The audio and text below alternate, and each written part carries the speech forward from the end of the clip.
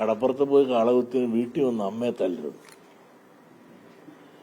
അതിന് മന്ത്രി രാജിവെക്കണമെന്ന് പറഞ്ഞത് എന്തിനാണ്?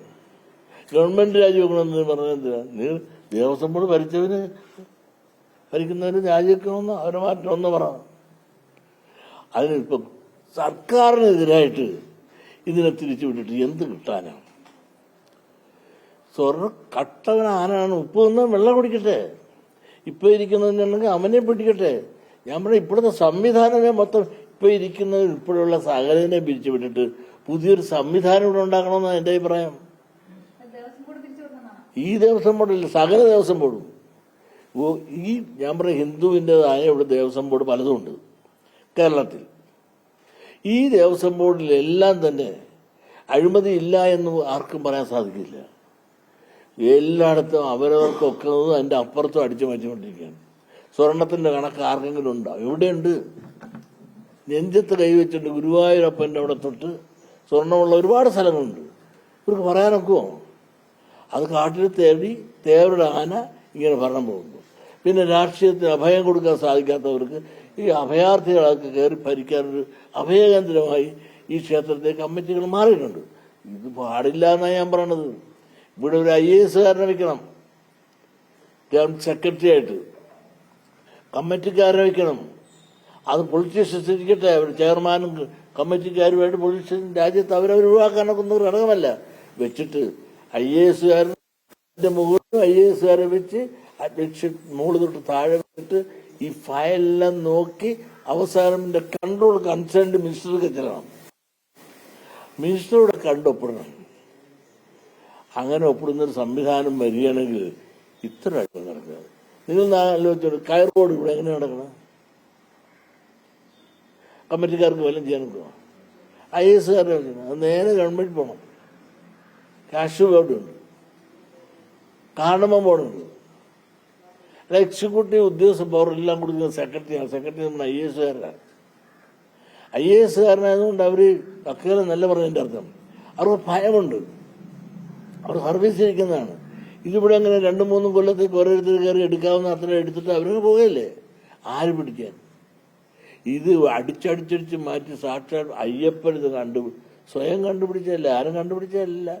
അവിടെ ഏൽപ്പിച്ചിരിക്കുന്ന ഹൈക്കോടതിയിൽ നിന്ന് ഏൽപ്പിച്ചിരിക്കുന്ന ചുമതലപ്പെടുത്തിയിരുന്ന അദ്ദേഹത്തെ അവിടെ പറയാതെ പോലെ ഇവര് വളയം ചാടി പോയപ്പോൾ അദ്ദേഹം റിപ്പോർട്ട് ചെയ്ത് ഹൈക്കോടതിയിൽ നിന്നല്ലേ ഇത് എടുത്തത്. അങ്ങനെയല്ലേ ജനം അറിഞ്ഞത്. വന്നപ്പോൾ എവിടം വരെ എത്തി? ആരെല്ലാം എത്തി? ഇപ്പോൾ ഉള്ളവരും അടിച്ചു കാണും, മുമ്പുള്ളവരും അടിച്ചു കാണും.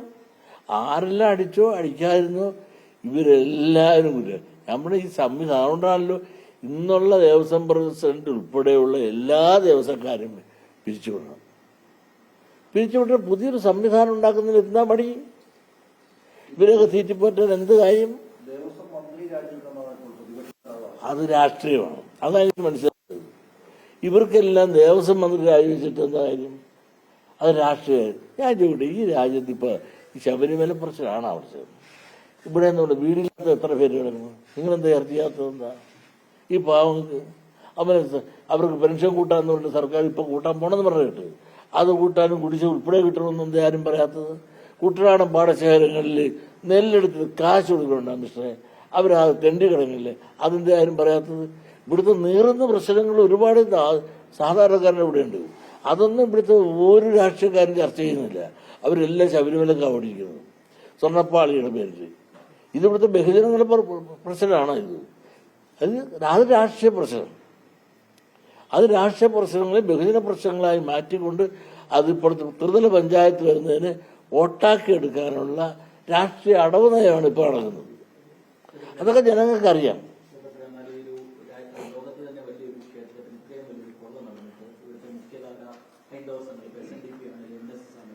വേണ്ട രീതിയിൽ അതിനകത്തൊരു പ്രതിഷേധം അറിയിക്കുന്നില്ല എന്നുള്ളൊരു വിമർശനം ഉയരുന്നുണ്ട്. അത് അങ്ങനെ തെറ്റല്ലേ? കാരണം ഇവിടെ ഇതിൽ ശക്തമായ നടപടി ഹൈക്കോടതി വളരെ ശക്തമായിട്ടല്ലേ നമ്മൾ പറയുന്നതൊക്കെ ശക്തമായ നടപടിയാണ് ഹൈക്കോടതി എടുക്കുന്നത്. ആ ഹൈക്കോടതി ഇത്രയും നേരം നടത്തുമ്പോൾ നമ്മൾ എന്തിന് നിഴലിന് വേണ്ടി യുദ്ധം ചെയ്യണം?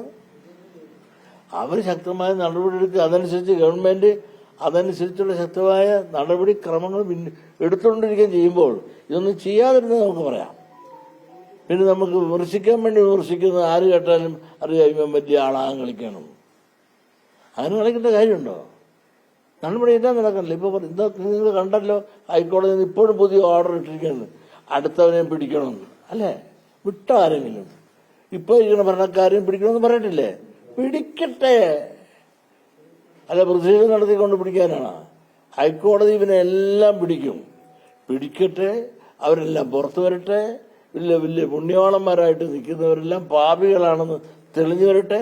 അങ്ങനെ ഇന്നത്തെ സംവിധാനം തന്നെ ഇല്ലാതാകട്ടെ. എന്റെ ആത്യന്തികമായ ലക്ഷ്യം തന്നെ ഈ സംവിധാനം, ഈ രാഷ്ട്രീയക്കാർ ഇടമില്ലാത്ത വേസ്റ്റ് ആളുകൾക്ക് ഇടം കൊടുക്കുന്ന സ്ഥലങ്ങളായിട്ട് ഈ പറഞ്ഞ ഈ ദൈവിക കേന്ദ്രങ്ങൾ, ബോർഡുകൾ പോകരുത്. അവിടെ കർക്കശമായി ഗവൺമെന്റ് നേരിട്ട് കൺട്രോൾ വരാവുന്നതിൽ ഉദ്യോഗസ്ഥന്മാരെ തന്നെ ഭയമുള്ള ഭയപ്പെടുത്താൻ പറ്റുന്ന ഉദ്യോഗസ്ഥന്മാരെ വെച്ച് നിയന്ത്രിച്ചുകൊണ്ട് ഉണ്ടാവണം. ഞാൻ പലപ്പോഴും പലപ്പോഴും പറയാറുണ്ട്. ഞാനത് സക്സസ് ആകും. അതിനുള്ള ചിന്ത ഉണ്ടെന്നാണ് ഞാൻ മനസ്സിലാക്കുന്നത്. അനുഭവം എത്രയോ ഇപ്പൊ തിരുപ്പതി എടുത്തവൻ അടുത്ത ദിവസം പിടിച്ചു കഴിഞ്ഞില്ലേ? അങ്ങനെ കൊണ്ടുപോകാനൊക്കത്തില്ല.